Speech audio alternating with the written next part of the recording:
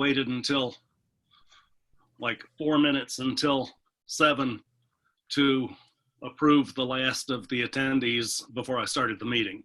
And that'll be standard procedure. Mm-hmm. And it's now 7 o'clock, so I will call this meeting to order. To our attendees, welcome to the first June meeting of the Village Board, Village of Ballston Spa. We're glad to see so many people here. We're now up to 3 panelists and, 3 presenters and 9 members of the public. We're glad everybody came tonight. It's nice to see so many people. Appreciate the. Larry, can you tell us who the members of the public are that have joined us? Because I want to make sure that some people who said they were going to be here actually made it in. Well, we have Andy Unser, Donna Dardaris, Frank Rossi, Gina Morosi, Harold Wessels,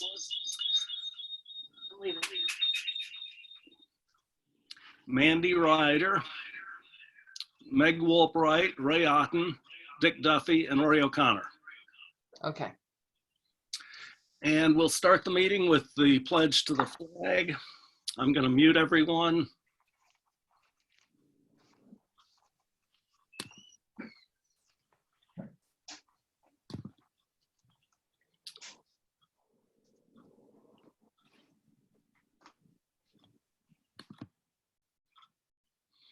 So please join me in the pledge to the flag. I pledge allegiance to the flag of the United States of America and to the republic for which it stands, one nation, under God, indivisible, with liberty and justice for all.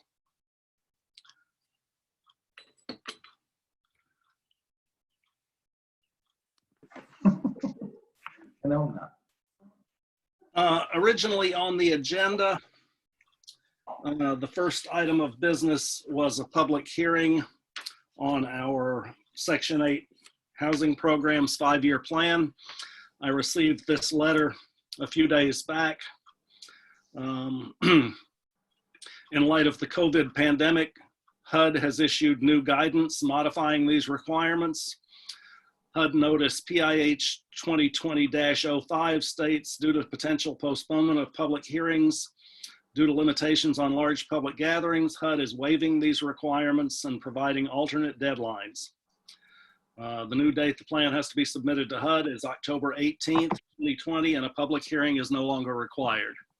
So we will not have that public hearing, although we did advertise it. We were all legal and set to go, but we're no longer having it. And so that brings us to the first presentation for the night.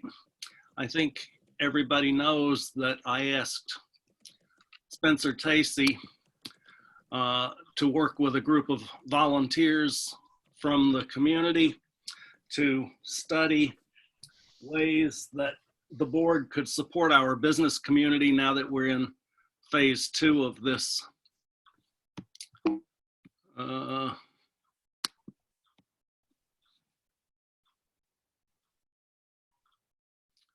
Well, this is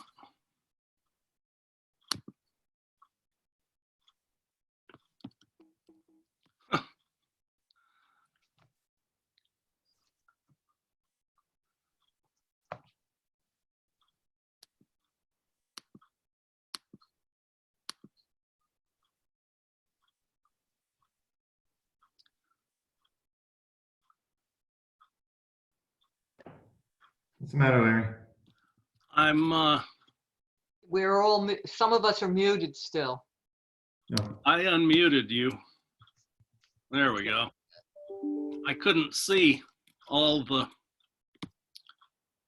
But there's still a red mark next to Julia, Liz, and Stephanie on my screen. They can mute themselves, but I don't have them muted. Okay. Self-muted. What? They are self-muted. Okay. I just unmuted myself. Okay.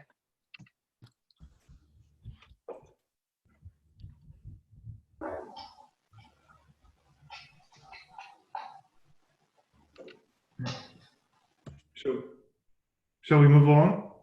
Well, we could move on. Where is Spencer? Oh, there he is. Okay. I'm up. I don't know if you see my face, but I'm there. No, Yeah. we don't see you. We Okay. do? I don't see him. No, but we can hear him. We can hear him. That's You fine. don't really need to see me. I look the same. Longer hair, right? Everybody's got longer hair. Oh, yeah. Oh, yeah. Come on.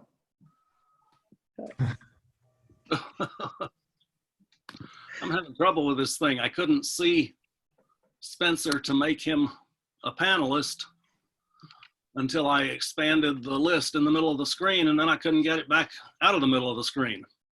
All right, so Spencer is here with us tonight to present the report that his group put together in consultation with local businesses, and I will turn this over to Spencer. So I believe everyone has the initial letter that I sent Larry over the weekend with a proposal to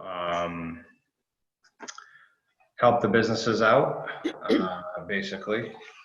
And now I've seemed to misplace my proposal. Hold on one moment. So anyway, the proposal was to help businesses open under, am I there still? Because now I have nothing on my screen. Yeah, we can hear you. We Oh, can sorry, I hear buddy. you. hear you. So anyway, I sent the initial email out, which I also shared with Larry. I'm not sure if everybody has that. The initial email was to 25 plus business owners, mostly restaurants, because that was my concern when I proposed this at the beginning, to help them out, because when we reopen, obviously the half capacity / 30% capacity wasn't going to be enough for people to,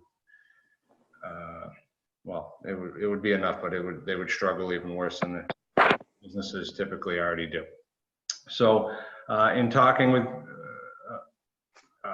people in town, obviously locals and whatnot, they said, well, we should shut down streets, we should open up parking lots. And this was, 2 to 3 weeks ago now. So we said, okay. So I talked to Larry about it. And then I believe you guys spoke at your last meeting about it. And then, so I headed this up with that email, got great feedback from a lot of businesses. Obviously the businesses on Front Street who don't have parking lots and don't have large sidewalks to expand into, obviously they're really gung-ho for it. And that is basically 5 restaurants for nighttime dining and 3 to 4 restaurants for daytime dining. So the initial proposal that they wanted to do was shut the street down, Front Street, the entire thing. And then we kind of have, after myself talking to a lot of other businesses, there's some essential businesses down there, the drugstore, the post office, a lot of pickup for lunch crowds and or lunch businesses down there. So we discussed partial closure of Front Street. And so that's what, by going back and forth with conversations, meeting on Front Street, text, emails with everyone, that's how we came up with the closure that we had for Front Street, being from Low Street to Bath Street. 3 nights a week is what people recommended or asked for. And again, a lot of this is I'm just transferring what the businesses wanted and asking for.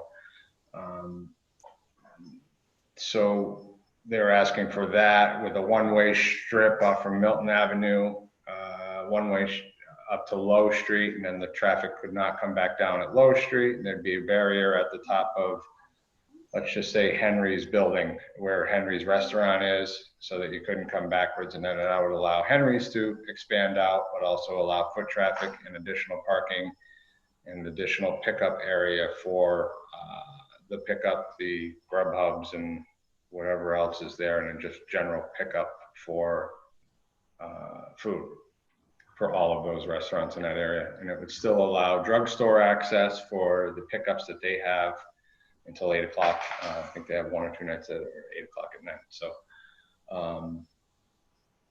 and then the retail businesses, when they open up, there's not a lot of conflicting hours with a 4 to 9 o'clock or 4 to 10 o'clock closure of the street. At the other end of town, I spoke with the Ribbon Cafe. He basically is moving outward already into his side area. He said that any advertisement would be welcomed, obviously, to get people there. And he does a promotion, I think it's a,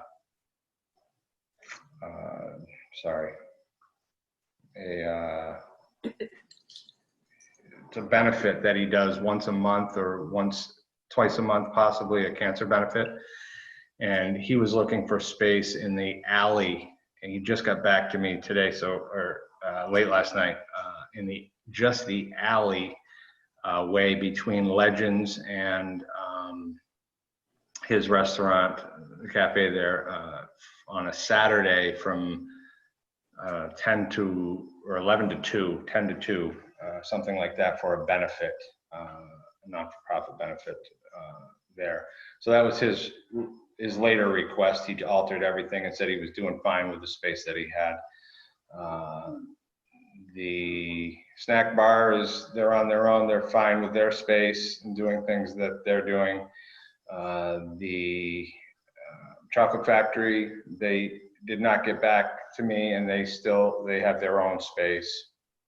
And then Legends has their parking lot as well.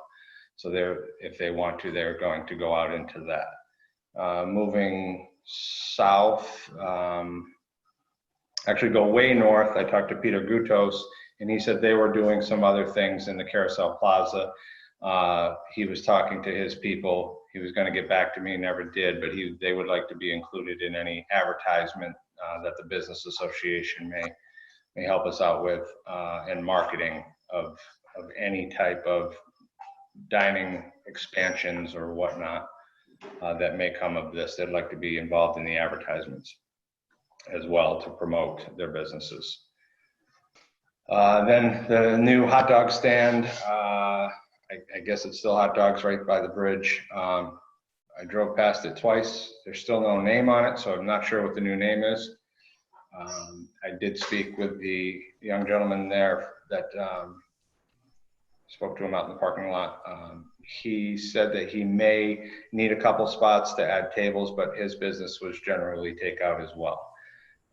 So I kind of left that if he needed it, he could ask for a permit or a permission to take a couple of those spots for a table or two.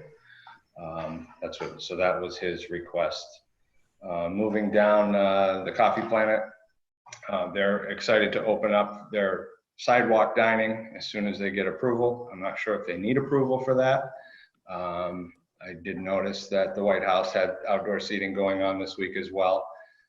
So I'm not sure what the approval process is for sidewalk dining at this point with the village. I think people have tables out already here and there, so I'm not sure if that's governed or restricted in any manner. You could enlighten me on that, Larry, possibly. Yeah, I believe that we're going to pass a resolution after your presentation that will waive relevant village regulations for a Sidewalk dining. period, and that would cover the sidewalks. Yeah. Okay, so then the cafes down there, it's primarily daytime, not evening. They were looking to expand outside in that way, and the Coffee Planet is going to continue their ice cream window walk-up service as well, and to-go service. The other coffee shop, Nomad, he is fine. He would like a table or two outside as well, which would be covered on that, what you just spoke of. And then, so now we're moving up. I talked to Ron Manna on his restaurant, and he said that he has enough space that he's going to work with either out front on the sidewalk as well and his courtyard at this point. So then that brings us up to Front Street, the pizza place and stuff. They're doing their takeout, and they have seating as well, and possibly move outside with a couple tables. Spoke with the new spa that's going in on Front Street. They were okay with the hours and whatnot. The bundle store did not get back, but her latest thing is 4 o'clock. So it would only interfere for that last parking issue as long as we have signage to close everything down. Which brings me to parking, replacement parking. The restaurants, the people that I spoke with, the restaurant owners said that they would, if we had some alternative parking, they would insist that their employees use that parking, which would be further away, so the patrons could get the further parking, or the closer parking to the restaurants. So we have the remainder of Bath Street, which would still be open. We have possibly the EOC lots, which I talked to Larry about, and then possibly the county building. And as well, this is another side note, if the village wanted to, and at any given time, I spoke with my wife through this whole thing, we have the Galway blank lot, which I would be willing to donate the use of, with obviously the village doing whatever prep they wanted to gravel that for any type of employee parking or overflow parking. Any improvements that you wanted to make on that would be, I mean, obviously I don't want to put a whole bunch of money into it, but I would allow usage of that until we're ready to develop it, which obviously could be 6 months, it could be a couple of years, we're not sure at this point. So put that on the back burner as well as a thought. So then we had the picnic tables, additional picnic tables. The feedback that we got from the questionnaire was we need more seating. In my conversations with the daytime food vendors, food restaurants, and as well as the pickup, we needed more seating in the parks and around. Their clients spoke with Matt from the deli, representing the deli, and his restaurant Next Door Kitchen. People are coming and grabbing blankets and going to sit with their takeout, which is great. But they were saying, is there any tables around? Is there any place to sit? Was the concern. So with that would be, you know, we need, if we add tables in conversation, there's some additional tables possibly in Kelly Park. And then in talking to other people, there's other tables available throughout the village, whether it be at the fairgrounds that possibly could be used. And then talking with some local organizations, Lions Clubs and Business Association and whatnot, there's money that, or time and money, what have you, that they would donate for whatever needed to be done to help that out. So whether it be picnic tables purchased or whatnot, represented or sponsored or however that would work for the parks, both parks. It was any restriction, which Larry, you just said, removing any parking lot minimum requirement restriction for restaurants so that the ones that do have parking lots can move freely out into those if there is any restrictions in place. Was another concern that we had. All right, Spencer, I'm sure I speak on behalf of the entire board when I say thank you very, very much for the time and energy and effort you've put into pulling this together for us. We really appreciate it. And now I'll open it up for any questions or comments from the board. I had one comment. I was just wondering why you ended Saturday night. and didn't include part of Sunday, at least, the brunch time when we do have a number, social club, at least used to offer brunch, Iron Roost, etc. I don't know if Front Street Deli as well, and it's always been a popular time for the village. People coming for brunch. I thought maybe it could be extended into till 1 or 2 o'clock on Sunday afternoon. This won't be any, conflicting traffic at that. Right. So Linnea you mentioned the Roost. That's why I'm signaling her out. She said that she was fine the way that she's doing. I'm not sure exactly. She said she's changing her entire plan, so I'm not sure what that means. Okay. She didn't recommend it. She didn't ask for it, and she didn't ask for any other times. I think her big thing was additional seating. I think she's doing very well with the takeout. I think the park would really help her out. And actually, her ultimate plan is she would like the entire Front Street shut down from Low Street to Bass Street year round.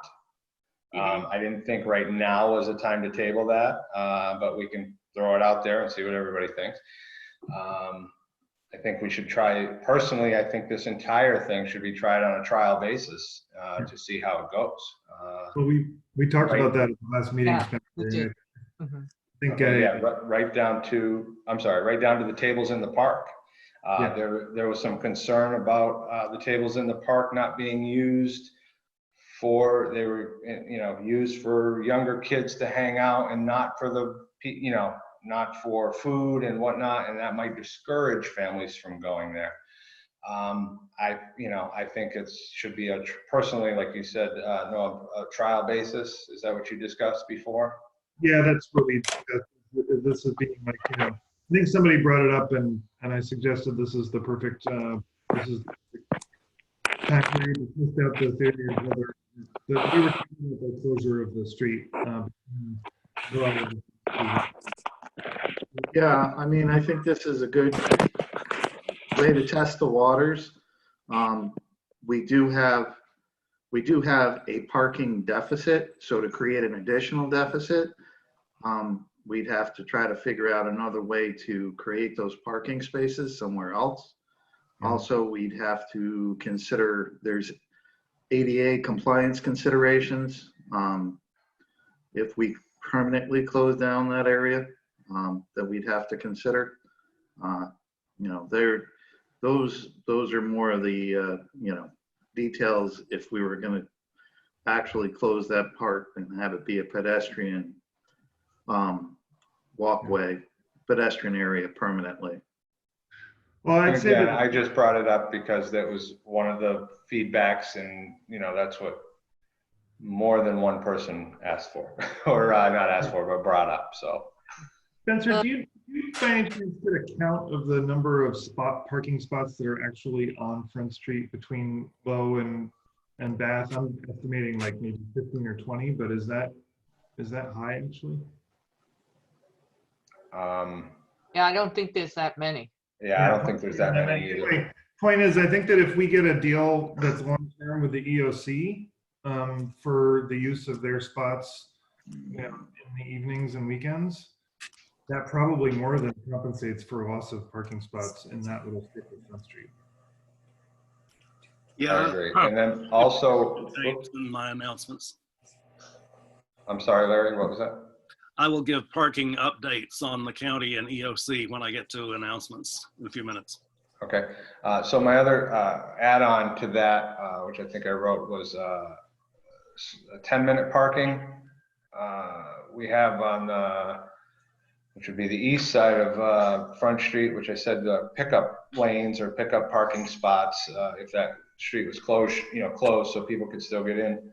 On the other end, the liquor store, Jess, has asked for a 10-minute spot, and as well as the restaurant there, because if we close the street, then they would like 1 or 2 designated spots for people to come and grab stuff, pick up, because they're still going to continue that business, especially the liquor store. But the restaurant would as well. And the other thing, my recommendation with that was possibly, I know, I don't want to take the mayor's parking spot away, but if we could change that parking spot, the hours of a couple of those spots possibly. I mean, just for Friday, Saturday night or something to that effect from, I don't know if you have any meetings going on at that point. Or if you come down to dine, I guess you would need to park there, but. Just a thought, to extra signage on all of the stuff that, you know, people aren't using during the day, or they use during the day, but don't at night. Yeah. I might remind everybody, we just got a Capital District Transportation Committee grant. In a few months, we'll have a consultant with expertise on a lot of these subjects. So if we want to look at clothing, we'll have some CDTC and the consultant and stuff who can input into that process. But I think the work done quickly is amazing. Thank you, Spencer. Yeah. Just I have, sorry. Go Go ahead. Christine. No, you go ahead. No, I'll go right after you. Go ahead. Speaking of quickly, in order to like pull this off for next weekend, there's a lot of signage and, you know, barriers and probably some notification that needs to be done in addition to all of the kind of, you know, applications that we need to put in forms with, you know, the liquor authority, et cetera, et cetera. Larry, have you had a talk to, you know, to Jeff or DPW or anybody else about the logistics of actually being able to pull something like that off? Yes. Yeah, they're very supportive. But do we actually have signs? Like, do we have signs that we can actually use for the different sort of, you know, indicators that we need to give about, you know, turning Front Street into one way and 10-minute parking down at the other end of the street and et cetera, et cetera? We might have to make a few signs, but we can make temporary signs very quickly. Okay, great. Just one procedural issue. Will Henry's need dining outside? They already do. They already Right, have. they already have dining, but in order to section it off, they lost, well, inside, it's tight inside. So they're really, if it opens up to the inside, they're gonna lose, I mean, a lot. They're gonna lose over half of their stuff inside. And no bar business, obviously, in any of these businesses, or bar service inside, sitting at the bar. His outside, he went from 5 to, he was able to fit 3 inside his little fenced area there. So what his plan was to put some more across the front. And then if that was closed, the street was closed in one way, he would be able to actually, then we could allow pedestrian traffic to be kind of out onto the street a little bit more, so he could safely distance on the sidewalk. And it's kind of hard going up Low Street because that's on a hill. It's a weird spot there, but that was where we were thinking would be the pickup, or, you know, pickup area, designated spots and whatnot right there. So then it wouldn't be too close to his stuff either. So I'm just asking because the liquor authority requires the space to be contiguous. So we just want to make sure that Henry's and Whistling Kettle, if I don't know if they have any service there, has enough room to participate with the one-way traffic happening. So just a consideration for the board. And while the discussion was ensuing, I pulled up a satellite, and it looks like you've got about 27 spaces between Bath and Low Street. I'm just counting cars that are shown as parked and what kind of looks like spaces. So that'll just give you a sense of how many you would be losing in that area. could you just clarify that all the dining will be on the sidewalks, correct? And then pedestrian, instead of using the sidewalks for pedestrian access, that would be on the street. Is that correct? No, we're gonna put No. a 15-foot wide lane down the middle of the street, demarcated with traffic cones, and that'll be the pedestrian walkway.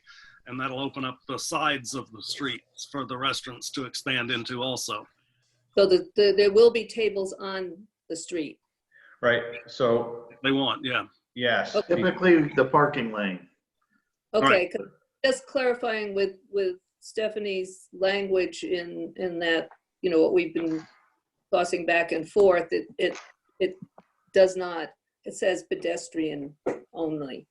The pedestrian walkways are the only things that can separate a building's property from the expansion area. So it's perfectly fine to have the pedestrians right in the middle. That's actually preferred. But if you wanted to have, say, next door and then a walkway and then next door's seating, that would be fine too. So Okay, I'm sorry, I'm having, so let me just, if I may, so you're gonna put tables both like out in next door, just so I can visualize this. You're gonna have tables on the sidewalk for next door, and then you also might have some in the parking spaces in front of next door. Correct. Okay, and then pedestrians can walk down the center of the street. And then on the opposite side, you would have seating for the Medberry's restaurant, whose name I'm blanking on. Social club. Yeah. And okay. so Just- they're outdoor seating next to their actual building where the cooks are and the kitchen staff and the bar is. Okay, Okay, can we draw this segment of the meeting to a close? Is no, there- well, I just have a couple of questions more, if I may. I just want to understand, because I can't visualize this. You're talking about closing the area in front of O'Brien's, the post office, and Henry's, and then the bottom part of Low Street. So let me just, so a car comes in. I mean, I can't picture how this works. A car comes in, like, all right, suppose they make a right off Milton Avenue. It comes in, they come into that space, they go around the Civil War soldier and then out the other side. How does that, I can't picture. Is that how? Yeah. You turn up Low Street and they would have to exit Low Street. So they exit, how do they, so do they exit? They exit Low Street. They don't go around the monument and then go back onto front. Nothing north, nothing uphill of the building that has Henry's in it is affected, right? So it's just Correct. everything's Because up there is completely open two-way. It's just that when you're coming down Low Street, there'll be a barrier so that they can't go Okay. that way. All right, now I get it. Thank you. Thank you. Well, I why don't would- drive, and visually this gets difficult. Okay. Okay, All right, now why I wouldn't we leave Low two-way? And then that intersection that's north of the monument is a U-turn area for people who are doing pickup. They can U-turn back and go up Low, as well as one-way entrance from Milton, and also exit through that intersection south uphill so to Low. you're proposing, so you just close down basically the one lane between Low and Route 50 Correct. On in the front of south side. post office and Henry's. Yeah. Wait. That way the it one allows lane Henry from- to use that parking lane for dining if they wish. Your times aren't going to really impact the post office, but you're still going to have angled parking on the north side of the street in front of the pharmacy. But are you giving, where, you're still gonna have parking on Low though, right? Correct. Right. Low is going to stay basically the same. It's a two-way street. are Okay. you going around the monument, or using that? Correct. Yeah. That's tight. Yeah. I mean, it's tight for if somebody comes down there and then you get there's no place to back up. So I would be concerned about the cars sticking out that are parking there and making that turn. But I mean, it's a great idea. I mean, to have a U-turn. It's also like, I would say, whatever we decide in this can be sort of a test, measure, adjust kind of thing. Like, I'd say we go with what Spencer recommends because he's put so much thought into it. And then if we see that it needs to be tweaked after a week or two, we can tweak it. Okay. Would you like to Well, make a motion? yeah. the recommendations of Spencer's committee. Well, I just have a couple of other comments or questions, if I may. One of the things about tables in the park, my concern is, and I think it's great that people come and maybe we will allow them to bring their chairs and blankets or whatever. My concern about tables in the park is that we make sure that somebody maintains them. And I'm also concerned about trash and pickup and that kind of thing, because part of the whole concern about this whole COVID thing is maintaining cleanliness. And I'm wondering if, you have tables. I'm not so much worried about kids being at the table, but I'm worried about one party after another using these tables, and what's the process for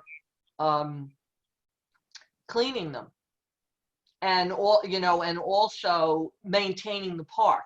Like if you have these tables, I mean, how do you mow lawns underneath it, and trash receptacles? So I'm wondering if part of the donation of some of these groups might be that somebody gets hired to help maintain these on the nights that we have this open. So Well, that's just my thought. That's just, okay, that's just a. Well, if this is a benefit to the restaurants, wouldn't the restaurants supply staff to maintain those tables? Well, then that's gonna have to be worked out, because if the tables are in the park, they're gonna have to be designated as for specific restaurants. And then they would have to, maintain it. I'm assuming that that's going to happen in all cases. The restaurants are going to maintain their own parks, their own tables. But if it's there and it's just up for anybody bringing any kind of takeout they want, then they're going to have to be maintained someplace. And I wasn't clear that the tables were going to be designated for anybody. Yeah, Right. Originally it wasn't, and originally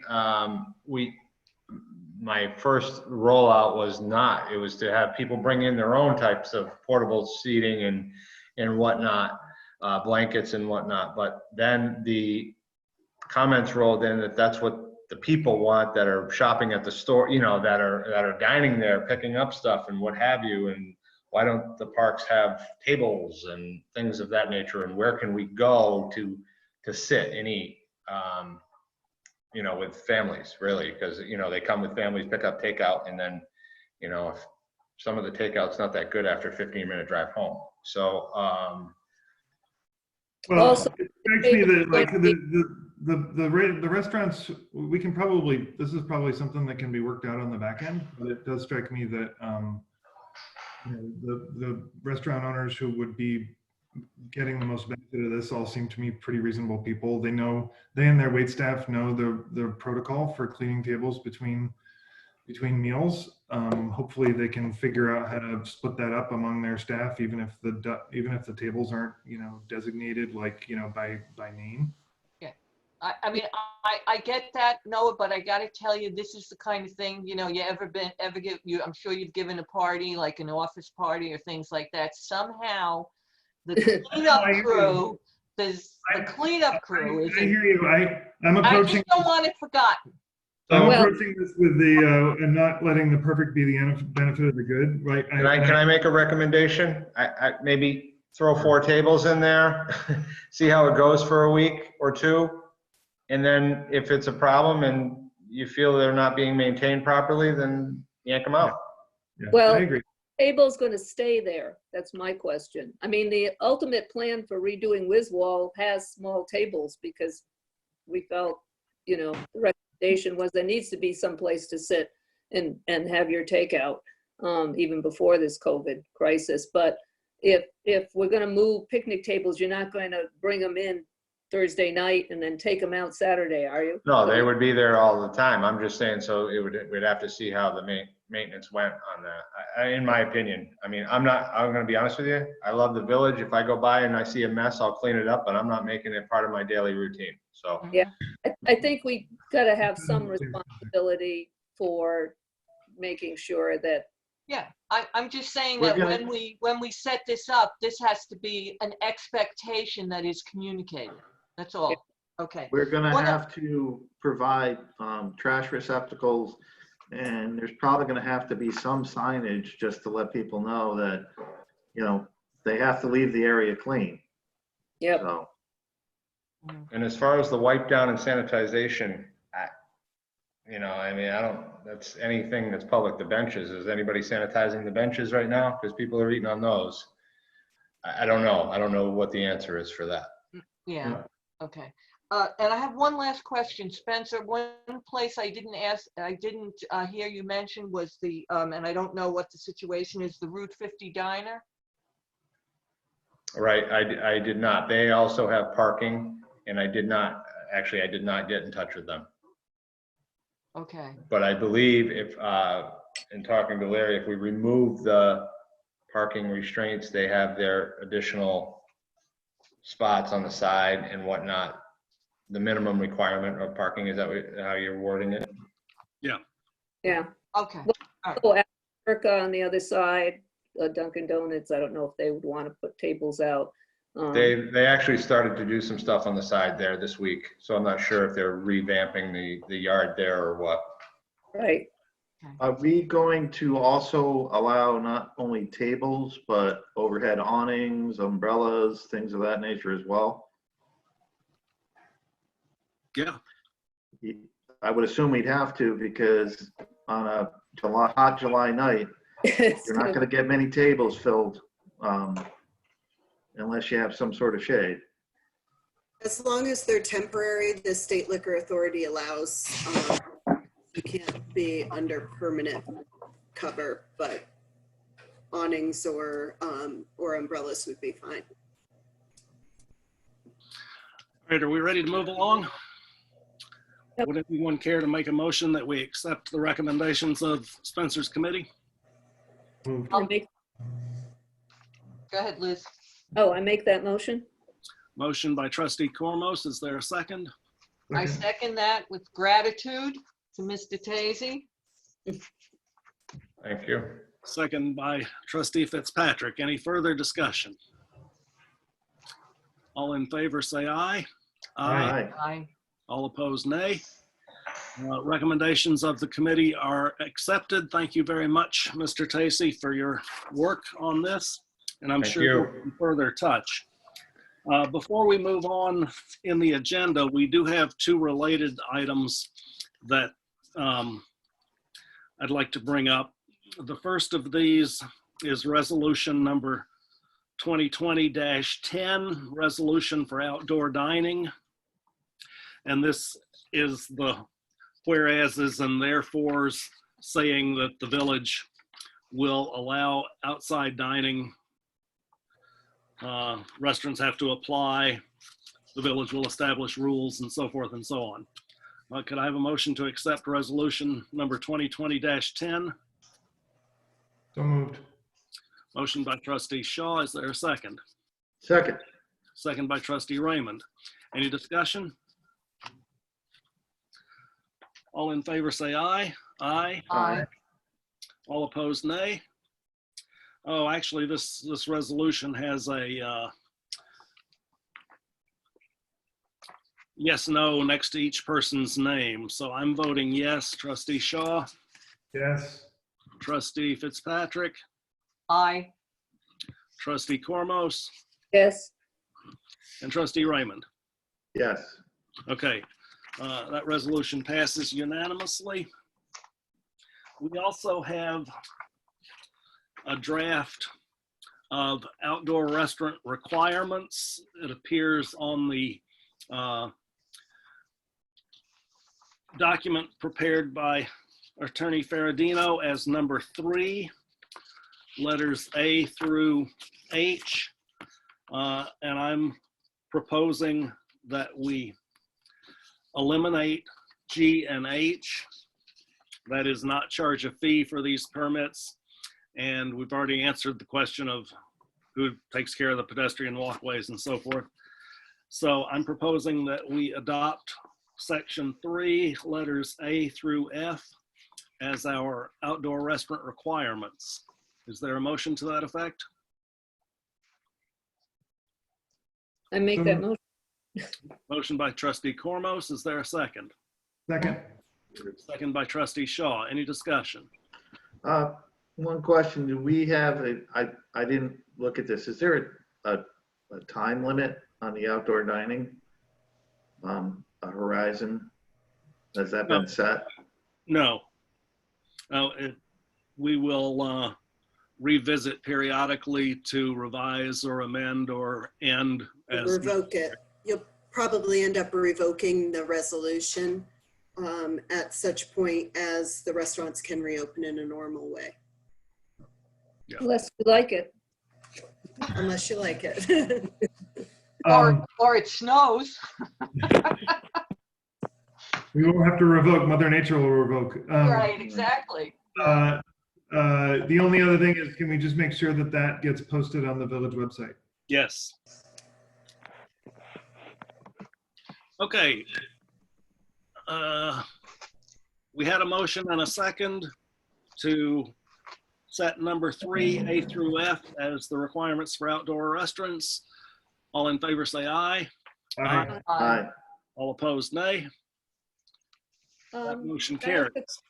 What do we think is the time it'll take for them to actually do this? I mean, Well, I think did somebody say it takes 5 days notice to the liquor authority? So I keep hearing the term 5 days, and I don't know if you need to apply 5 days before it starts, or if some municipalities are just requiring, like the city of Saratoga Springs is requiring anybody who wants to participate to have their notice into the city, because when the village makes their application to the liquor authority, they need to have a list of all the participating restaurants together with the sign. There's a form that needs to be signed by each restaurant or bar, and they don't want to be inundated. So each municipality is submitting once. So you may want to set a deadline, say maybe for Wednesday, to have the documentation in so that you can then get it to the state liquor authority that day. A little less burdensome for us than it is for the city of Saratoga. Yeah. Absolutely. We probably have. But if you have a restaurant owner who is not submitting but wants to, you're holding everyone else up with getting their liquor license allowed. So it may make sense to set a deadline to make sure that you've got compliance for all those who have a liquor concern, so that you can include them all and you're not holding their application. What do you think, Larry? Noon Wednesday? Yeah, okay. what about, can the restaurants start this coming Thursday if they're not serving alcohol outside?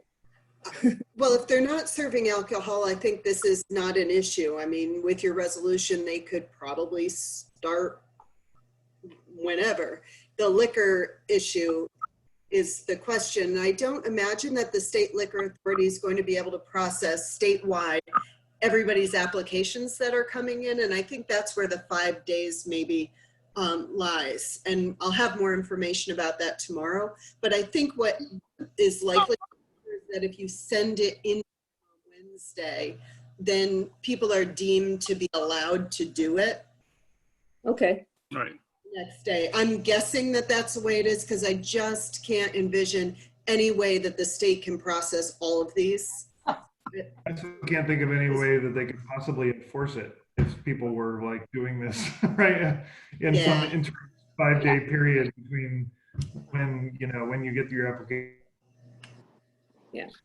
All right, we do have another presentation on the agenda tonight, and we haven't got to the main agenda yet, so I'd like to move ahead with the second presentation if everybody's agreeable. Our next presentation is from Shelby Schneider and Jenny Kelly from the Saratoga County Prosperity Partnership. As the board knows, they've been working on an economic development plan for the village for the last several months. They're ready to roll out the draft final report for you tonight. After tonight, They will schedule 2 public sessions, one for the members of the various focus groups that have helped with this process, and one for the general public. Both will be held on Zoom, and I'm sure Shelby's going to tell us when those are going to be at some point during her comments tonight. And then based on tonight and any feedback from the public, they'll get us the finalized draft, hopefully within the next few weeks. So at this point, I'll turn it over to Shelby and Jenny. Yes, thank you so much, everyone. Thank you for your patience during this process. We really appreciate it. We've all been working remotely, but number one, just listening to the entire presentation of Spencer and the willingness of the village to go out of their way to support the business community is completely commendable. And I just want to start with that. You're very proactive, and I think that working on an economic development plan with the village, it is supposed to be a working plan. And what we're going to present to you tonight, and I'll try to be as brief as possible, it should be a working document that we have an opportunity, you will as a community, your business community, and the partners that work with you can engage and implement over time. And just having a proactive business-friendly government is really half the battle. So you should all be commended for engaging in this process and having a willingness to do what it takes to support business growth and investment in the community. Larry, what I sent along to you, I sent an economic development strategy summary, as well as an action plan matrix. This includes goals for the village, highlight objectives, action items that the village can follow. We have suggestions for partners who can be involved in that process, as well as timelines. And essentially what this plan is going to be is a roadmap, hopefully for economic development success. And in the future, you can use this plan to also leverage funds. And as we heard along the process, from a lot of folks, your comprehensive plan is a bit out of date. I think a lot of the work that we've done with the focus groups, with the community engagement, as well as the community surveys, I think we collected a lot of information, and we also got folks engaged in the process of economic development. And ultimately what that does is show that the community is open for business. But, it's a plan your work your plan. So some of these recommendations that we've made over time will help leverage your opportunity for also accessing other grants and resources to start that implementation process. And so, although we've been involved in the early side, we would like to and intend to be involved in the implementation process. And I just want to add one more thing. About a month and a half ago, during this COVID crisis, our organization applied for a USDA Rural Business Development Grant. And we applied for it specifically for these next wave communities economic development plans, as well as part of that implementation process. So we anticipate we could potentially get up to $200,000 in funding for the communities that we are working with for part of the plan. But I think that, the unfortunate part is this took longer than we expected, but I think the fortunate part is that if we are awarded, we applied for up to $95,000 that we could get directly from USDA. The rest would be in kind and other services from our organization. But if we get this funding, what our goal is to commit resources towards that implementation side.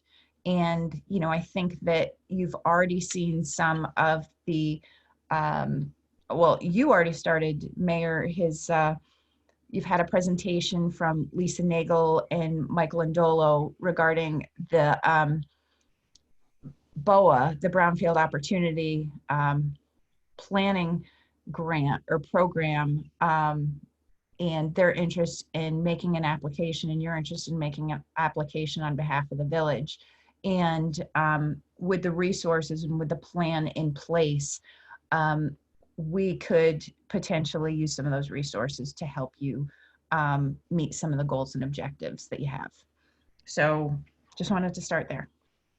I have a presentation, Larry, but unless you give me the opportunity to do a slide share, can you do that? I can make you the host. Okay. I figured, and if it's too complicated, I can go through just some of the high points of this. This is just a draft, obviously. I believe Larry will distribute this to everyone. I already did. Okay, good. On the village board.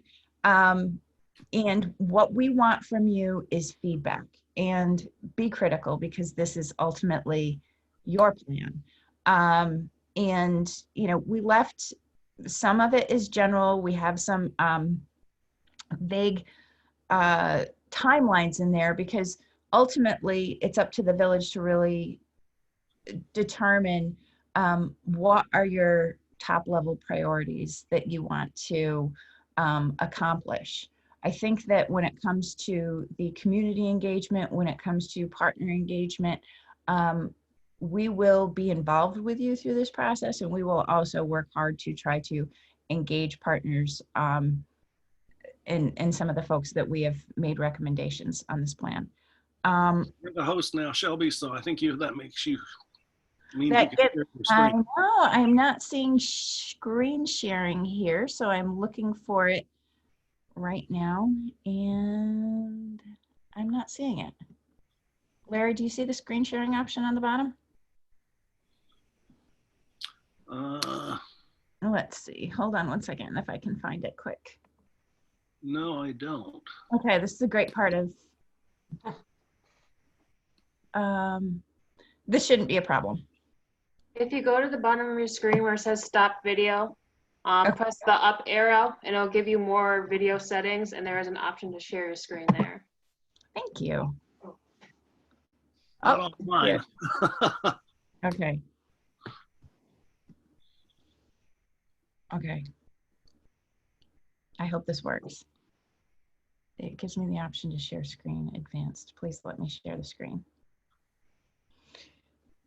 Sorry about this, Larry and everyone. Worries, Shelby. What is that? I said no worries at all. It's like, sort of par for the course these days. Oh, I know. Well, hopefully we'll be able to meet face to face very soon. And when we run our meetings, it's generally, sorry about that, it is not necessarily giving me the option. Right. I'm just going to run through this briefly. So we have the economic development strategy summary and 4 primary goals. The goal 1, enhance the vibrancy of the central business district. And that central business district, has been defined. I think, through this entire process, we've learned you have a finite amount of land space, and I think everyone has pretty much agreed that your downtown village has, at this point, there are great opportunities for property development and village infill.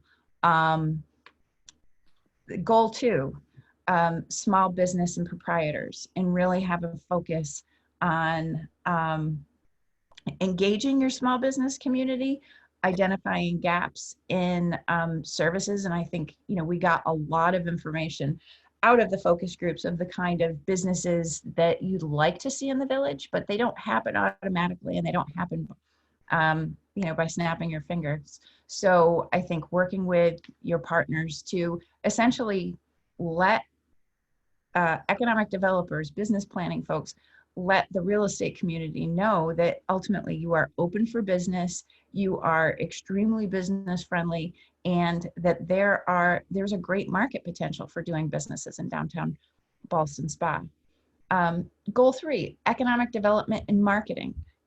Once you establish those goals and the proactive solutions that the village is willing to take to support its existing businesses and grow what it has and attract those necessary opportunities and services, it's like now it's time to basically, yell from the rooftops, because businesses want to go where they are wanted. And ultimately, I think even tonight's meeting, you're really showing that you're here and you're proactive and you're also listening, especially through these focus groups. And goal 4 is the quality of place. I think, again, we've learned a lot from communications through these surveys that we've taken, that the community has taken, that there's a lot of room for improvement. And I think that your village board is listening. We've heard that folks want to see derelict properties cleaned up. They want to see code enforcement. They want to see better walkability and access. There's inconsistency in sidewalks and some of the roadways and some of the pedestrian crossings. You have a lot of fantastic assets and access to those, and also, enhancing that quality of place. I think everyone agrees that the village has so much history, it has so much character, and as a community, you can all collectively work together to keep enhancing that quality of place through economic development plans and strategies.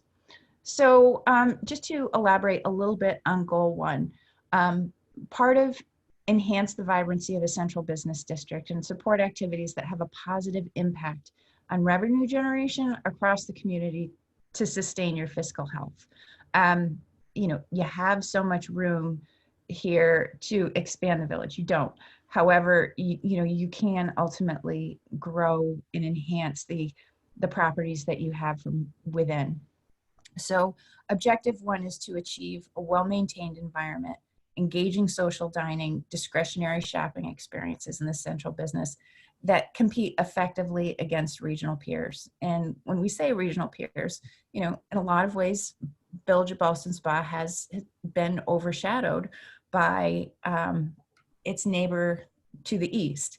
And, with a plan and with a proper implementation of a plan, you really have broad opportunities to shine here. And again, when we get into the matrix, we do have recommendations, and I don't necessarily have, I won't take all the time of going through timeframes and who we can engage, but and achieve a well-maintained environment. Let's see, support expansion of the building footprints and parking supply as sought by key property and business owners in the central business district, consistent with the village's character and scale. And we understand you have a historic business district. You've had your parking committee in place, and it's not so much that you have a lack of parking, which we heard a lot of. It's just awareness of parking options, and also in folks that really do want to develop vacant or underutilized lots within the village. We've heard quite a bit that historically some of the parking restrictions were inhibiting the ability for new investment and new development. So pursuing public improvement programs that promote site access, enable increases in leasable space, and also parking supply. Let's see, review transportation and parking strategies that could better optimize the future. So again, the recommendation is review the parking authority committee report, implement recommendations from the study, enforce local parking laws, create more public parking signage, just like as we heard, if you're going to be limiting access to parking on Front Street, and create a parking map handout. And this is something like, you've got the plan, start to implement it, and just really build broader awareness and break down some of that perception. In downtown Saratoga, you're not necessarily, people don't have objections to parking a few blocks over and going to a business. or a restaurant to dine. So, it will take a little time, but starting to implement that process and let people know that, there truly is an abundance here. Support and facilitate the attraction and retention of high-performing, distinctive, regional, independent retail restaurants, experience-based businesses that complement the characteristics of the already existing businesses. And, even from our focus groups with the existing businesses, a lot of businesses want to see more, even if it's competitors, they just want to see more diversified offerings in the downtown, whether it's, I think we heard a few times, folks want to see a possible microbrewery. They want to see more ethnic restaurants within the village. They want to see more diversity because, it's like when you go to Four Corners and you see a gas station on every corner, it just, more traffic enhances business for all. And that's a good thing. Let's see. Identify potential opportunities for growth of existing and new businesses in the central business district. Again, we heard a lot about folks wanting a movie theater, and we know that historically there has been a theater in the downtown, but essentially, people do want public spaces. They want to see more opportunities for either like a hotel or larger banquet spaces, larger meeting spaces. And there are places within your central business district that could be opportune for that, and it doesn't necessarily have to be in the historical place. Promote promising retail, restaurant, and business growth opportunities, and support tenant recruitment.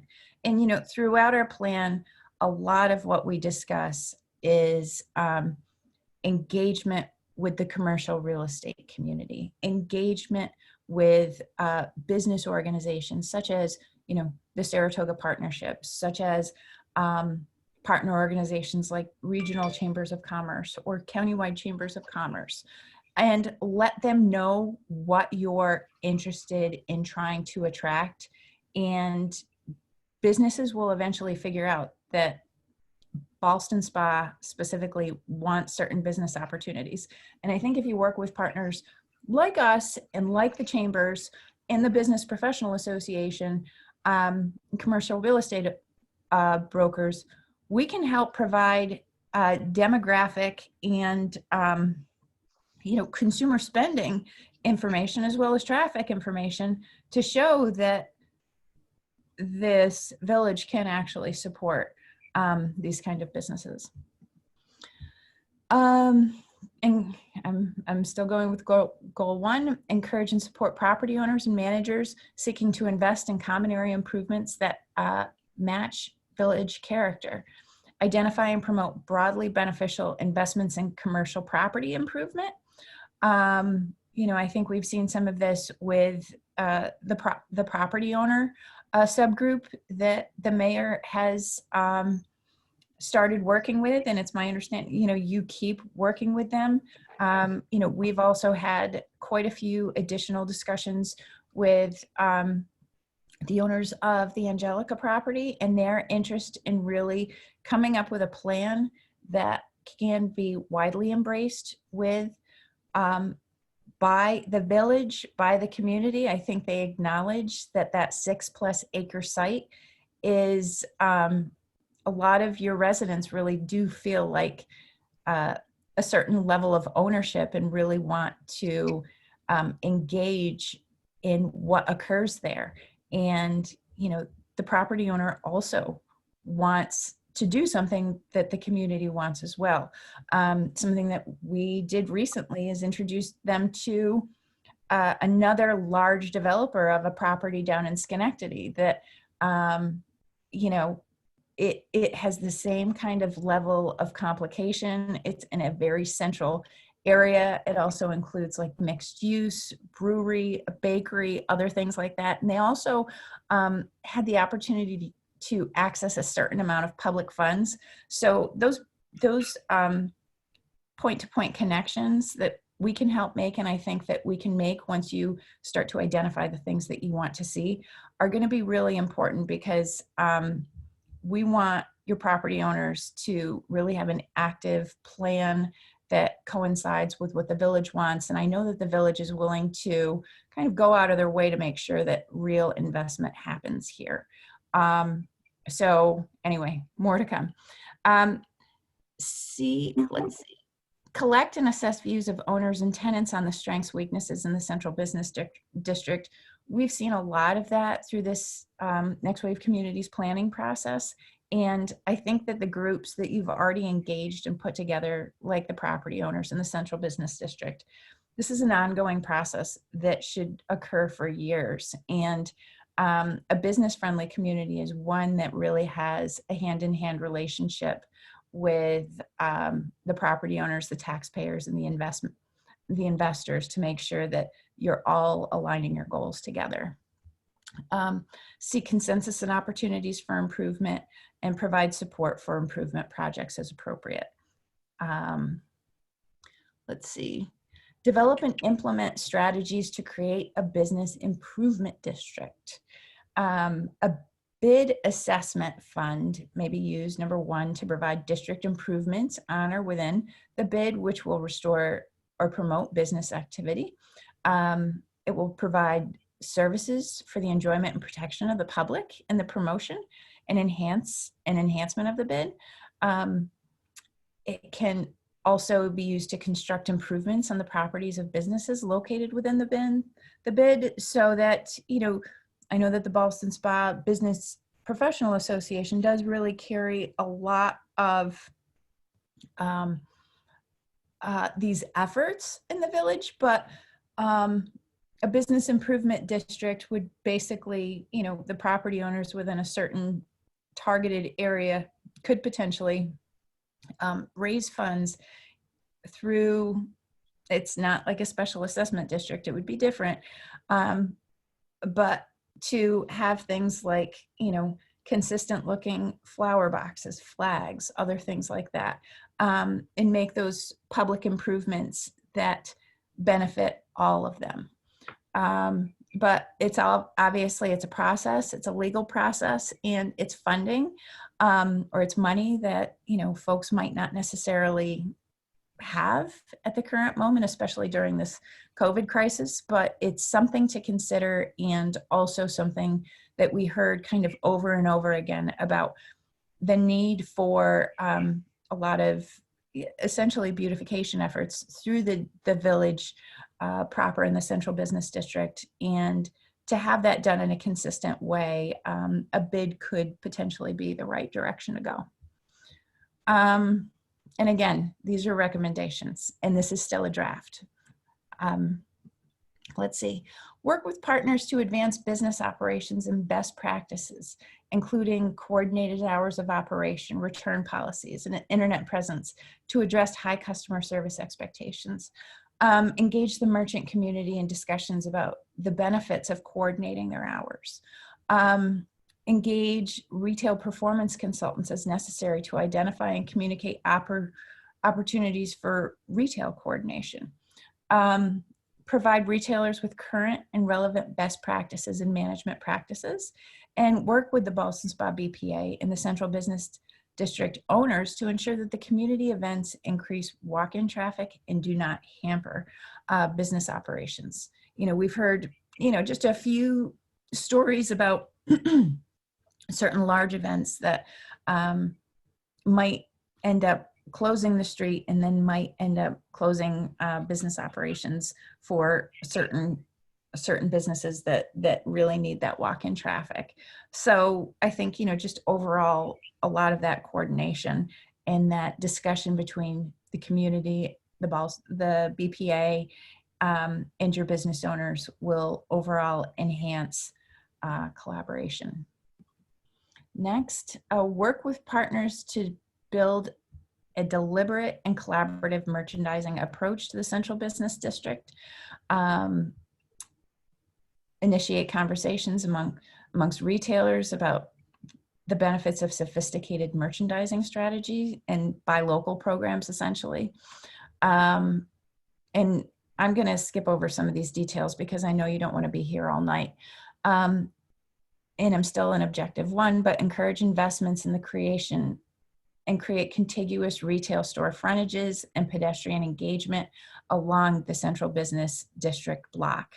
You know, throughout this process, we've heard along quite a bit about, you know, some of the current village code or, you know, code enforcement within the village. And I know that this village board has really gone a very long way in updating a lot of these things. But, you know, having consistency amongst your historic central business district, the look and the feel, and overall, like, you know, using this plan to start leveraging resources to help property owners and business owners, you know, revamp their frontage and have a consistent plan, I think could potentially go a long way. How do we get there? You know, regular meetings with property owners, managers, and tenants, collect and assess views of the owners and tenants on the strengths, weaknesses of the central business district, seek consensus on opportunities for investment, and support local proposals consistent with those. Let's see, I'm going to jump ahead. Small businesses and proprietors, foster supportive conditions and offer valuable resources to help small businesses and proprietors prosper and grow throughout the village. And this is, again, identifying through your community, through broad community engagement. You know, we have over 400 individuals that took the community survey, and they really had a lot to say about, again, the gaps in the central business district, and also, you know, the incredible strengths that you can build upon within the central business district. But let's see, again, I'm going to jump ahead a little bit because I've got a lot to cover here. I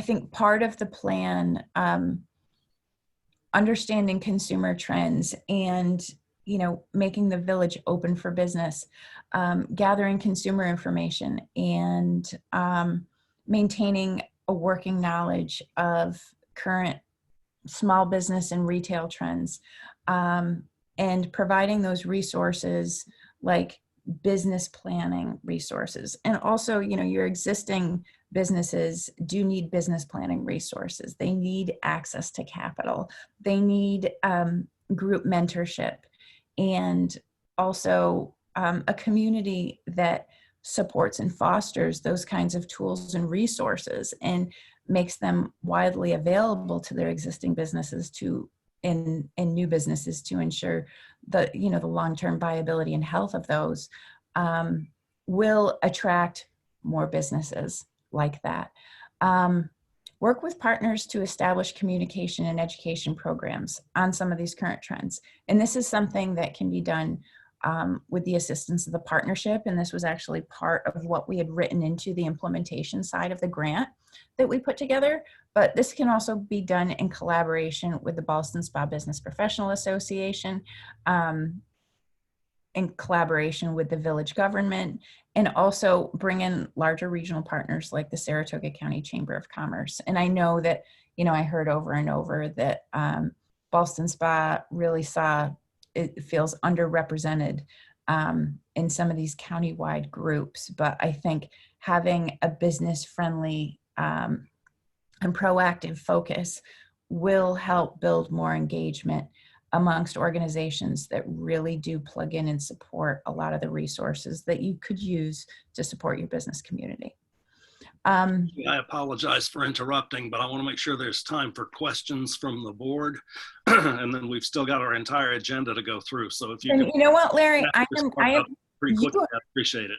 Yeah, no problem. There is a lot here. I'm going to just jump to goal 3, economic development and marketing, deliver effective economic development programs, and leverage local regional partners to build a competitive role in the regional economy, improve the local health. And essentially, you know, just to summarize it, we want to have a solid plan here for the next wave communities. The village needs a solid plan. This plan can be used to leverage resources. It can be used to leverage engagement. Ultimately, it's going to be up to the village to identify what parts of that plan it wants to attack first. And the matrix that we've provided to you all will help do that. And I think, you know, the comments and the feedback that you give to us will help identify priorities. And, you know, we welcome a lot of input. I think when we're ready to make a public presentation, which can be in the next week or so, and we can help run that call. And we have Zoom, which can accommodate over 300 folks. So, and hopefully what we can do sooner than later is also have a public meeting. But having some of this public engagement and putting this into this plan will help move us on our way to the finalization of that and the implementation stage. So you all have a copy of this. I welcome any questions. Thank you, Shelby. Questions from the board? I had one comment, and maybe it's more details for the workshops, but at the last section you recommended affordable workforce housing, but I saw nothing in here that talked about market rate multifamily housing. That's frankly, if you look at the village, there, except for the occasional new home and all the historic homes that people are rehabilitating, which are fine for, young families, et cetera, and do attract young families. That's who's buying these properties. We really have no multifamily properties that are, or very little that is market rate, nothing that's new. Right. And, I'm a big proponent of mixed use. And I think having residences, particularly in a walkable community, would be enhance the community, provide market for our retail businesses, attract people. And so that was the main thing that I thought was sort of missing. There's a lot of good information in here. I'd like to see a little bit more specificity, like exactly which businesses do we need to be attracting. Yeah.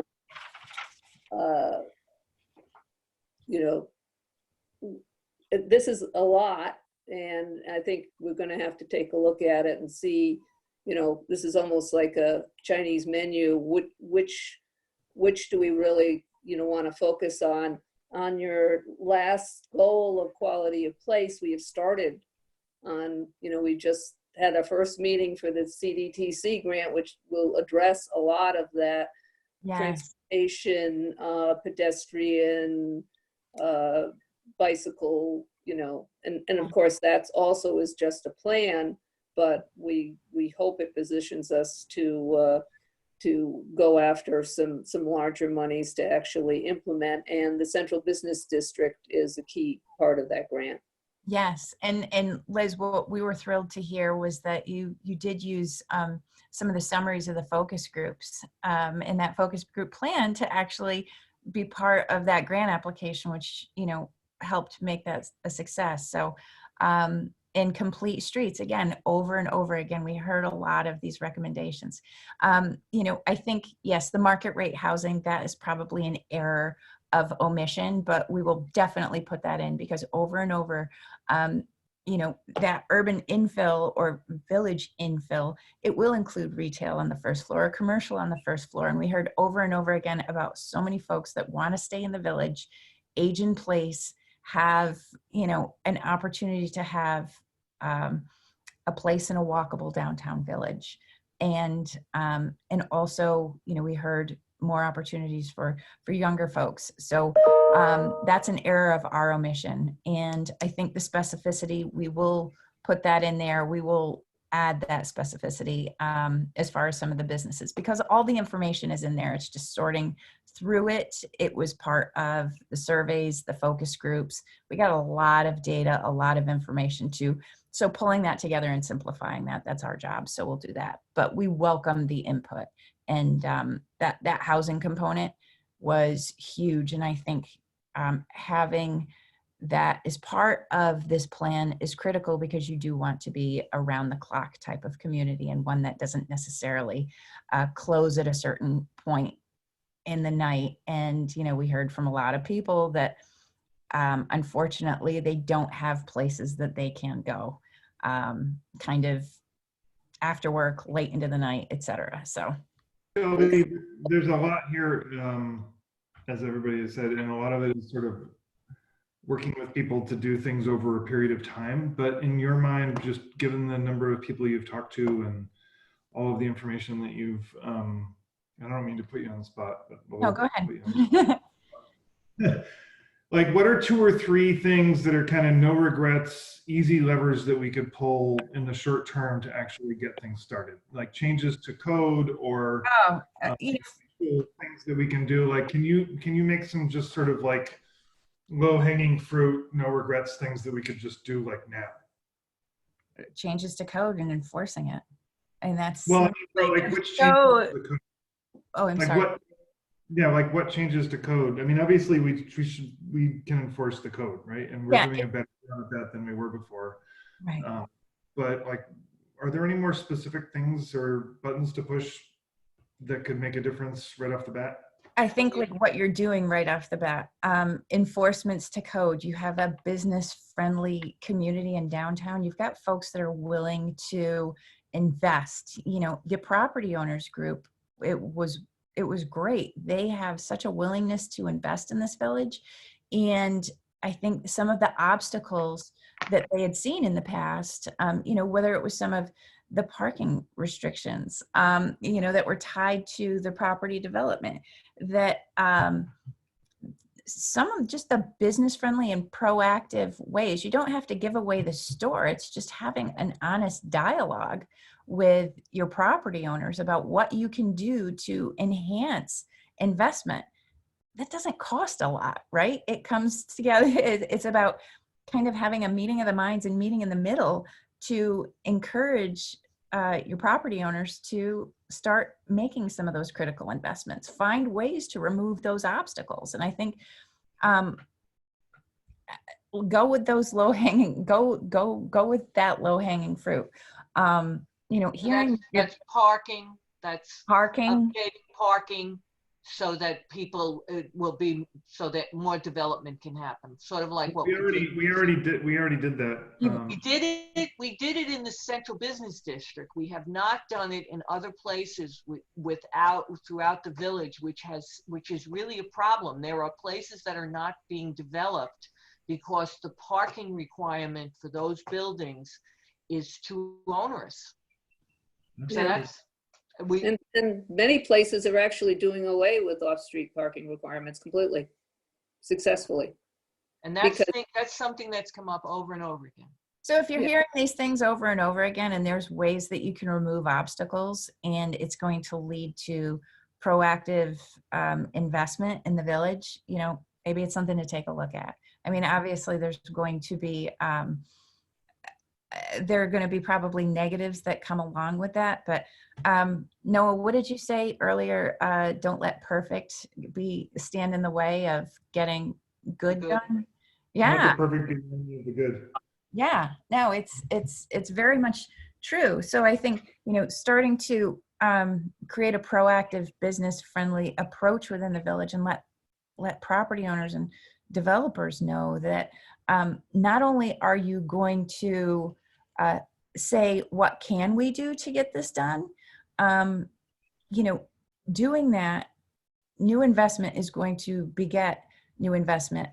Cleaning up derelict properties and enforcing your code is going to encourage your property owners. You're securing their investment. They're going to feel better about investing in the village when they know that you're not going to let their neighbors let their properties fall down. So I think that's some of the basics. I understand from the mayor, you've already started to, like, the village debt, you've already started to consolidate and found great savings to take care of some of these things like street paving, going after sidewalks, improving pedestrian accessibility.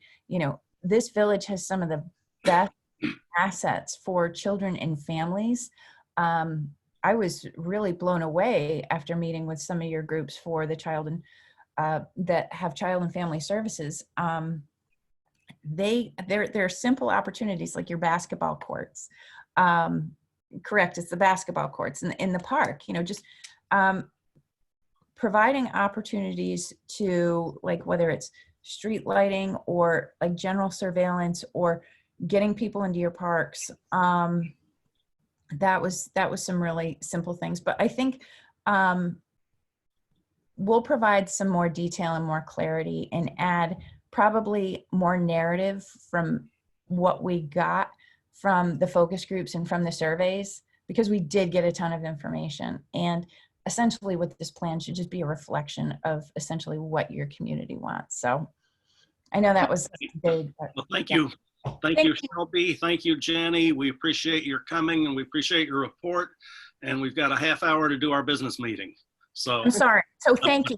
I'm sorry to take so long, but When are the next, what's the next step? Weren't there going to be meetings, or do we know when those are going to be so we can tell the public that? yes, what we can do is schedule a meeting in the next 2 weeks. That shouldn't be a problem. I think we need enough time so that we can promote it, but Okay. we want your feedback on this. Like, I encourage, if you want to mark it up and scan it, we can. I think you all have digital copies. If you want to, again, mark it up, give us your feedback. We will add this to this.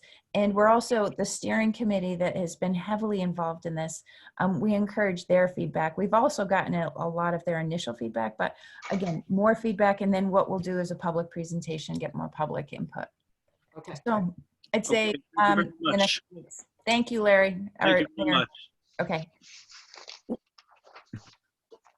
All right, the next item of business is the minutes of our last meeting, which was May 26th. Were there any corrections or additions to those minutes?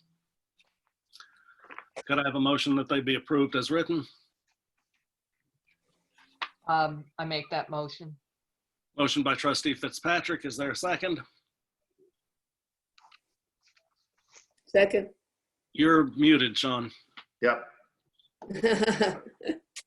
Second by trustee Cormos. Any discussion? All in favor say aye. Aye. Aye. Aye. All opposed, nay. Minutes are approved.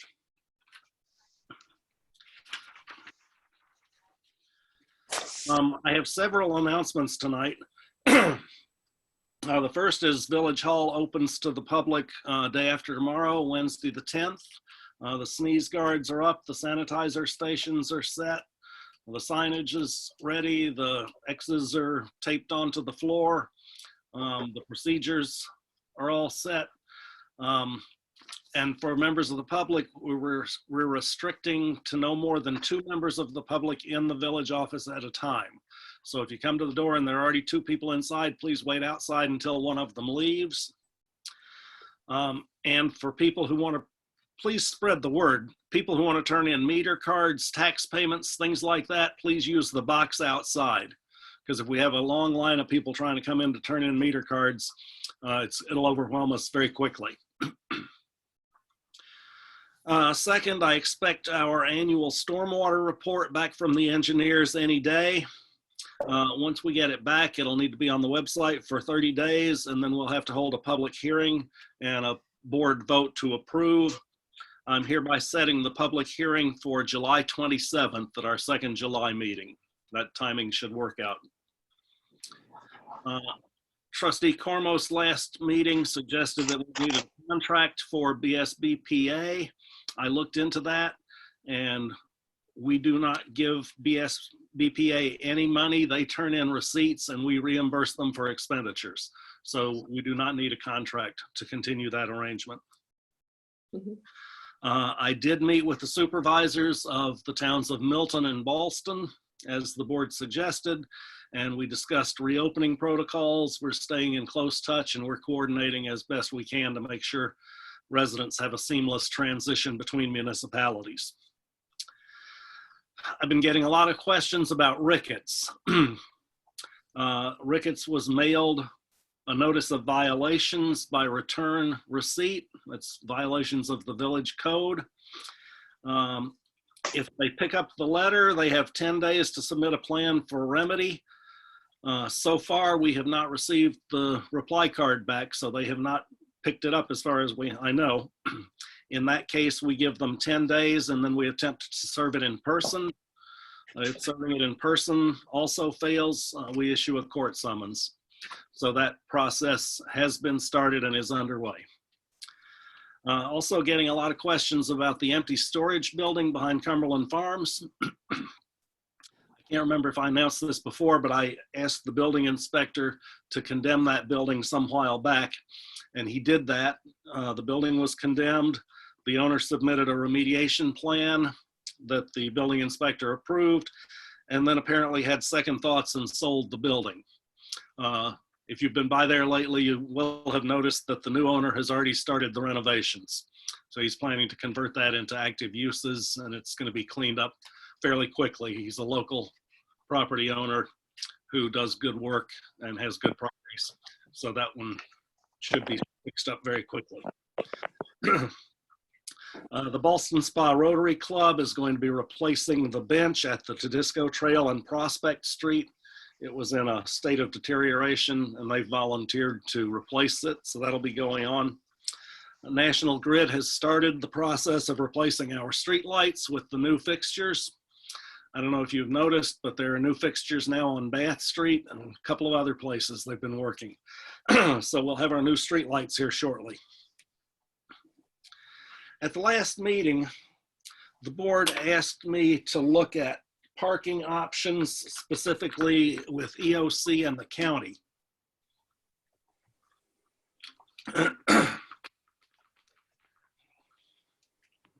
I'm happy to report that I had some very successful conversations with the director of EOC.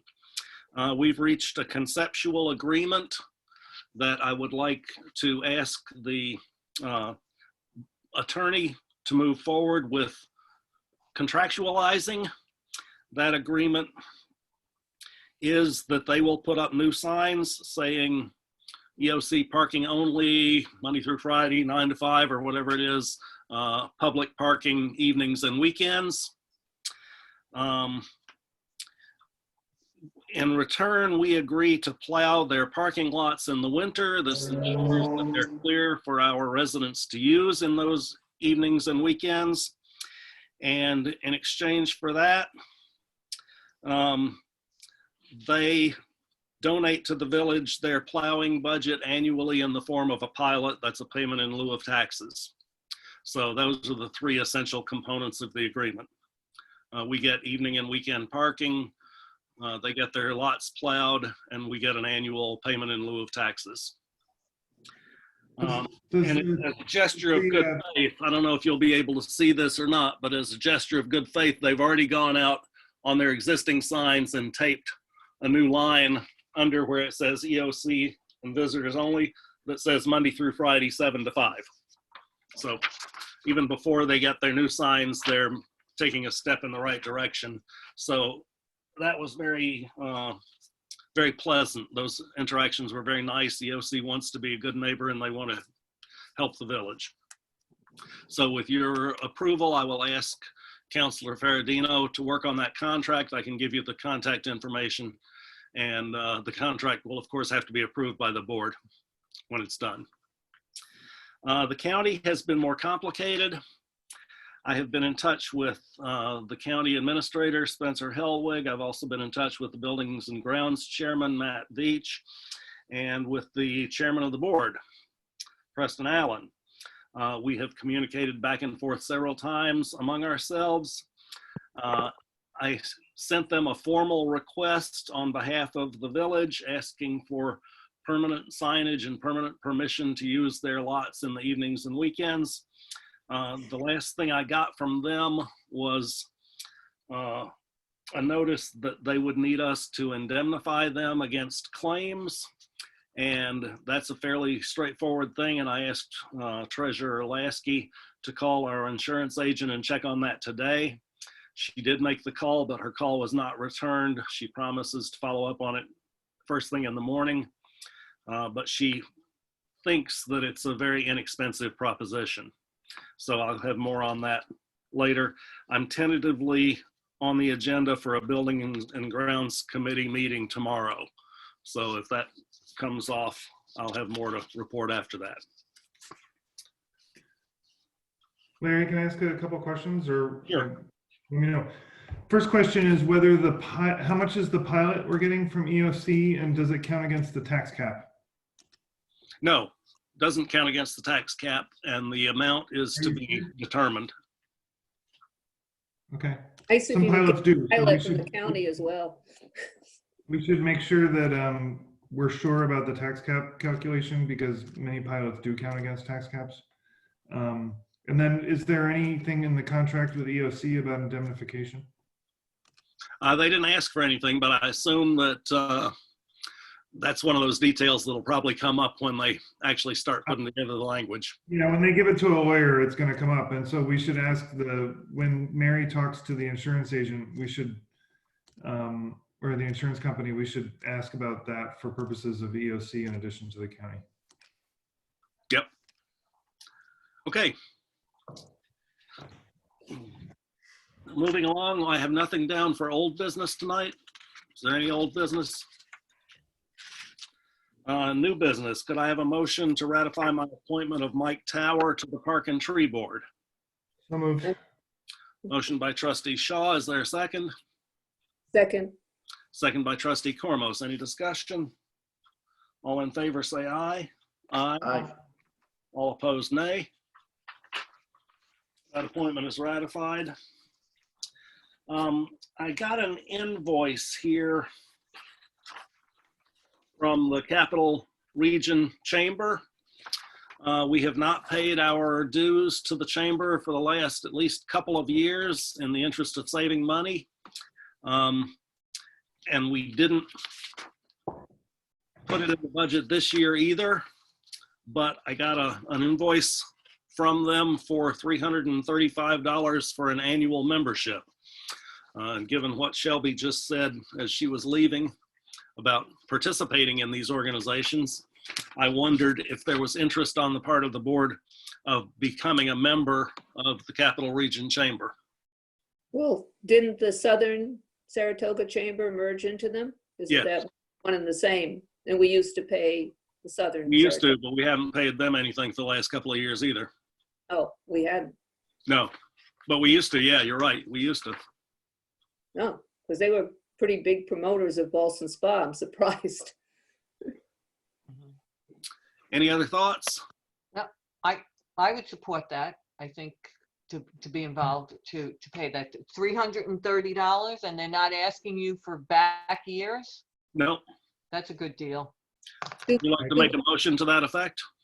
I would make a motion to join the Capital Region Chamber of Commerce. Is there a second? Second. Second by Trustee Shaw. Any discussion? The question, do we belong to the Saratoga Chamber? We don't belong to any of them Oh, okay. currently. That may be another one. They've been quite active during this COVID and very helpful to the businesses. Any other discussion? All in favor of joining the Capital Region Chamber of Commerce, say aye. Aye. Aye. All opposed, nay. Okay, that motion carries. I'll turn that into the Deputy Treasurer tomorrow.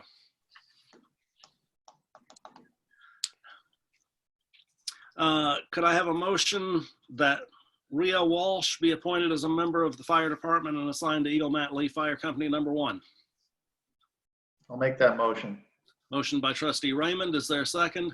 I'll second. Second by Trustee Fitzpatrick. Any discussion? All in favor say aye. Aye. Aye. All opposed, nay. That motion carries. Next item of business is the consent agenda.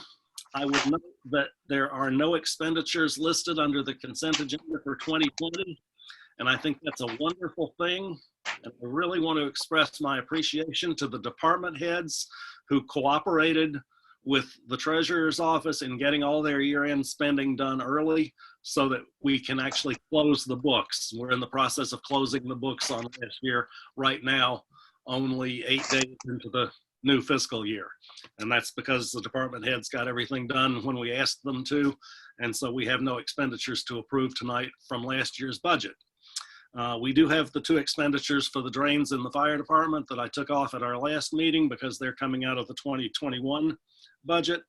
So could I have a motion to approve the consent agenda for 2021 expenditures? So moved. Motion by trustee Raymond, second by trustee Shaw. Yep. Any discussion? All in favor say aye. Aye. Aye. All opposed, nay. That motion carries. That brings us to trustee liaison reports. Are there any reports tonight? Just I'll mention that the small group met with the project managers for the CDTC. We started the process. We will be, sending out RFPs that will be broadly sent out to all the firms and looking for a consultant. And that's our first order of business. Good, thank you. Any others? Just super quickly, Dave Bush, Chief of Police, was pleased with the way the standout on Saturday went with respect to the Black Lives Matter protest. And obviously everything has been peaceful here in the village. He's been in touch pretty much constantly with state and county officials regarding movements and plans for protests and issues, but all is well, and he wanted to thank the community for the way things went. Okay, thank you very much. Under other business, we do have a few items that we need to address. The first is the question of opening the pool. I've been in discussions with the pool director who thinks that the pool is included in phase 4. And if we stay on our 2-week per phase schedule, that puts the phase 4 beginning on July 1st, which is not very much later than we usually open the pool. So she's interested in planning for the possible opening of the pool this summer. I had previously told her that it didn't look like we would be able to open the pool, but now it looked like it might turn out to be possible. Seems to me it would be prudent for us to have her go ahead and make a plan in case that happens. And if it doesn't happen, then it doesn't happen. But I'd welcome your thoughts. I agree. There are going to be a bunch of standards for public pools that I've been hearing about, including people have to bring their own chairs and towels and things like that. So if she can make a plan, that would be great, but it should be, informed by what's expected to be the Department of Health rules. That's all. Yep. Go ahead, Liz. Oh, I was just, basically reiterating what Noah said is there's got to be some pretty strict rules because, particularly if they're talking about doing the lesson, that's a lot of. She's not anticipating doing the lessons. Oh, okay. So it would just be use of the pool, and so that social distancing or whatever could be maintained, only so many people in the pool at a time, etc. Green and sunshine. Yeah, okay. No, I was just, when you talk pool, everyone assumes the lessons. I have a question. We have money, please help me remember this. We have money in the budget to pay pool people, the employees we're gonna hire? Yes, Yeah. we budgeted the full Okay. pool operation. So the usual pool, okay. And it probably would not be as much as we budgeted because it would Because be we're open not for doing a lessons. shorter period of time. We're not doing lessons and we're not letting as many people in, so we probably wouldn't need as many lifeguards. Mhm. So, Okay. so I'm not hearing anybody say, no, we don't want to open the pool this summer. Yeah, as long as they follow the rules. That was the biggest thing. Yeah, and she's very competent and very experienced. She'll do a very good plan, I'm sure. Yes. The next item of other business is we need to, now that Treasurer Lasky is working part-time and not being in the office most of the time, we need to make sure that Deputy Treasurer Smith has access to our bank accounts. And so we need to add her as a signatory on all the accounts that we have at all the banks. And specifically, we're required by the Adirondack Trust Company to do the same resolution we did when we did the signatures for me and Mary, only this time it's the same form and it says the signatories are me and Julia. So it's a resolution, corporate resolution, and the clerk has got to certify that the board passed this resolution.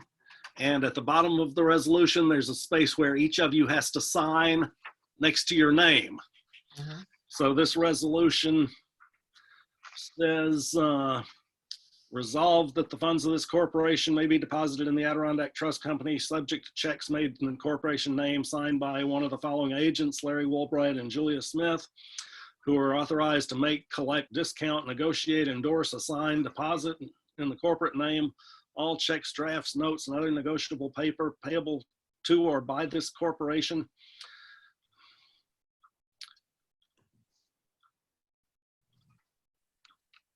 And resolved that, and that goes on for quite a while with that same kind of dense language. I don't think you want me to read it really. And then resolved that the clerk or secretary of this corporation be and is hereby authorized to certify to said. So could I have a motion to approve this corporate resolution for banking with Adirondack Trust Company? So moved. Motion by trustee Shaw. Is there a second? Second. Second by trustee Cormos. Any discussion?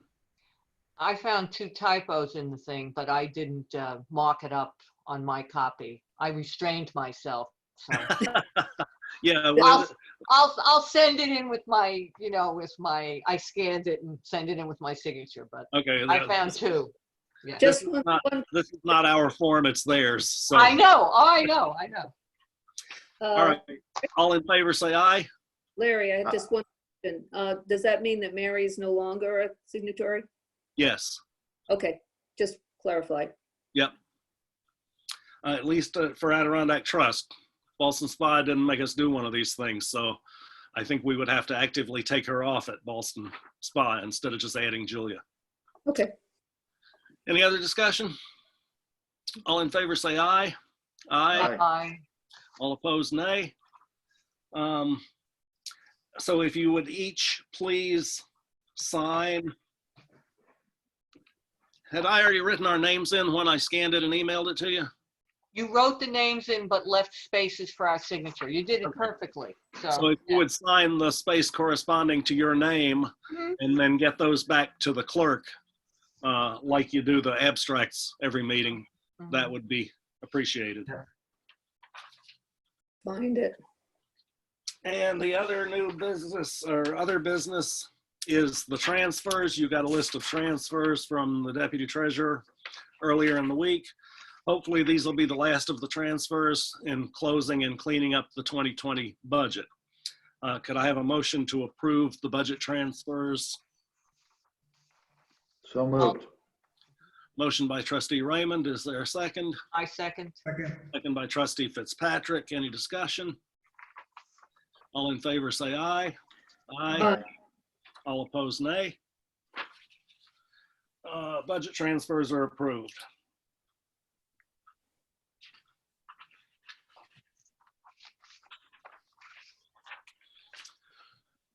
right, I just want to don't forget, you also, after we adjourn, have to sign your copy of the abstract form too and get that to the clerk.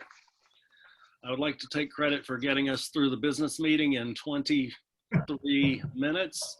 You did a great job.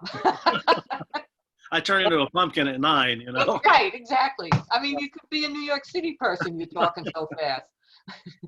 The next item of business is public comment. And I'm going to, because we know all of the attendees tonight, I'm gonna ask if anyone has a public comment that you please raise your hand and I will allow you to speak. Any public comment tonight? There's a hand. I'm allowing Mandy Ryder to talk. Mandy, I think you have to turn on your sound. Mute. There Are you you go. there? Yes. Okay, Terry, thanks for all your help before, but I had emailed something to Larry, to you saying about a question that I asked, but apparently I fouled it up. Anyway, my question is, no, Larry, don't laugh at me, please. I have a quick question. I know it's been a long meeting, but friends from outside Ballston Spa have been asking me when they thought that Front Street would be opened, if outdoor seating for different restaurants, because everybody wants to support the downtown restaurants, if the outdoor seating is booked, solid for dining, what did she ask me? Oh, can you bring your own chair as you do for concerts and order from any restaurant downtown? Can you put your chair in the park, library parking lot, designated parking spaces? I apologize if this has already been addressed, because I kept getting all these texts during the meetings. Yeah, I think that's consistent with the plan that we approved earlier in the meeting, where people can get takeout food from the restaurants and bring their own chairs and go to the park and eat it. They just can't drink. There's no alcohol involved unless you're on the seating area for the specific restaurant. Which So no alcohol, restaurant. but you can bring your own chair if it's booked, because a couple of people want to come here and start taking advantage of this. But they were like, well, if Henry's and Front Street, if they're all booked, and I'm like, well, maybe we could just bring our own chairs and sit in the parking spaces. So that would be an okay. He's not saying in the parking spaces. The parking spaces will be for the restaurants are going to be there, but you could go to the parks, right, Larry? Right, right. Like you could go to Wiswall, or you could go down to the end of Bath Street to the Iron Okay, Spring so Park. Wiswall is not going to be assigned for like Ribbon Cafe, Factory. That's Correct. gonna be open for us to come. Okay. Yep. Yeah, those restaurants are, using their own parking. Okay, thank you. Thank you. I'll pass it on. And I also want to say very thank you to Christine. You have been extremely helpful with me and my neighbors in keeping us up to date what's going on, and I appreciate that. Mr. Mayor, You're welcome. good job. Thank you, Mrs. Ryder. Thank you very much. All right. Thanks, guys. Bye, thanks. Any other public comment tonight? I don't see any other hands.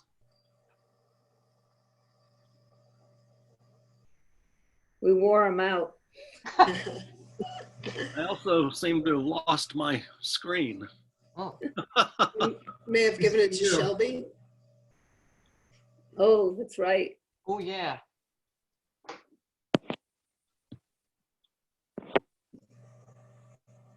Can you all still hear me? Oh yes. Yep. All right, well, I guess there's no more public comment, so I would ask for a motion that vouchers number 20-00408 to 20-00551 be audited and the meeting adjourned. So moved. Motion by trustee Shaw, is there a second? I'll second. Second by trustee Fitzpatrick, any discussion? All in favor say aye. Aye. All opposed, nay. Thank you, the meeting is adjourned. Thank you, Larry. Thank you, Thank you, Larry. Larry. I'm glad I ate dinner first. Yeah, no kidding. I just got to figure out how to turn this thing off. Bye all. Bye. Good night. Bye. Good night.